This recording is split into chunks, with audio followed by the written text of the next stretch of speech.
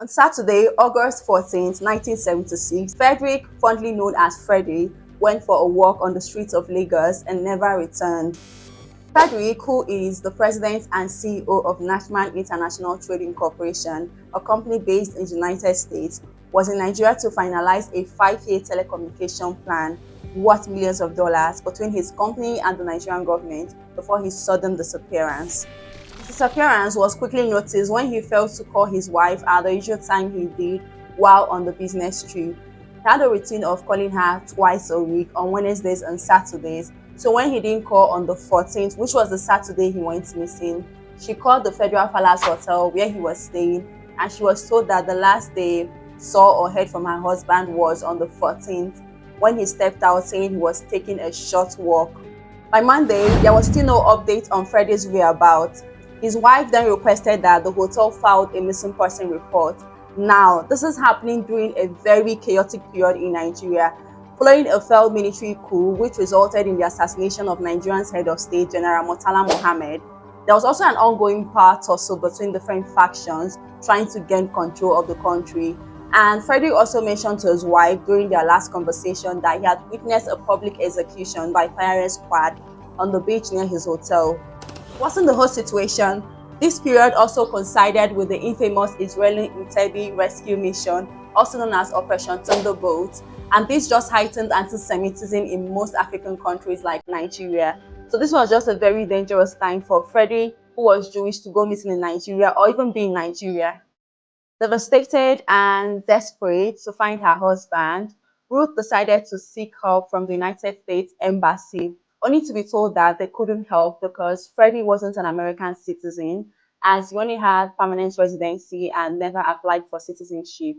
She also reached out to the Swedish Embassy, Freddie's country of origin, and they also refused to get involved because Freddie had been living in America for 30 years without any contact with Sweden.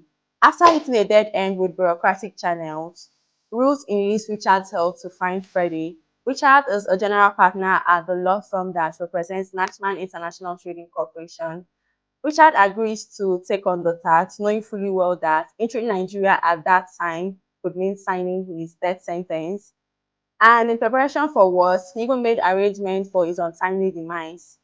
Now, due to global and local crises, obtaining a visa for Nigeria was extremely difficult, and the last time Richard traveled to Nigeria was on a single entry visa that had taken weeks of effort to secure. But with a week already passed since Freddie's disappearance, he decided to take the risk of returning to Nigeria without a visa, and this eventually landed him in a detention cell. Now, what will be the fate of this quest? Will Richard also disappear in Nigeria, or would he be able to uncover the mystery behind Freddie's disappearance? And is there any chance that Freddie might still be alive? All of these questions and more are answered in the book, and the link to get yourself a copy is in the description box. Do well to check it out. Hello, this is Nneoma Ihanacho, and you're welcome to another annual book review series. First, Finding Freddie, Reflections from the Other Side by Thomas Richard Spradlin, is an exceptional book based on true life events. Honestly, this is one of the most intriguing memoirs I've ever read. The author does an amazing job with his storytelling. He doesn't just recount the events, he paints vivid pictures and just brings back the scenes to life. The suspense in this book was so good that I couldn't put it down until I was done reading. Yes, it was that good. The author was just so good with maintaining the intrigue and mystery. I learned a lot about Nigeria's history and what life looked like back in the 1970s. It was interesting to find out that Lagos traffic was also a thing back then. I also learned about remarkable global historical events such as Operation Thunderbolt, which was completely new to me. I was impressed by the author's extensive knowledge on most topics, and it just showed the level of research he puts in. And I love how well grounded this book is in history without ever losing its engaging pace. The author's eye for detail is evident in how he describes the Nigerian culture, the different tribes and their mannerisms. I appreciate the fact that he included footnotes, which provided more context. The author also has a great sense of humor, and I particularly enjoyed the italicized comments which portrayed or captured his stream of thoughts. If I were to describe the author in one word, I would say courageous, because the level of courage he exuded in this story is unmatched. All of these points just explains why it was the book of the month for June 2024 at Online Book Club.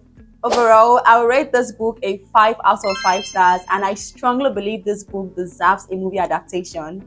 I recommend this book to readers who enjoy history, politics, adventure, and thriller books. Don't forget, the link to get yourself a copy is in the description box. Do well to check it out. Also, don't forget to like this video and share your thoughts in the comments, and I'll see you in my next book review video. Bye!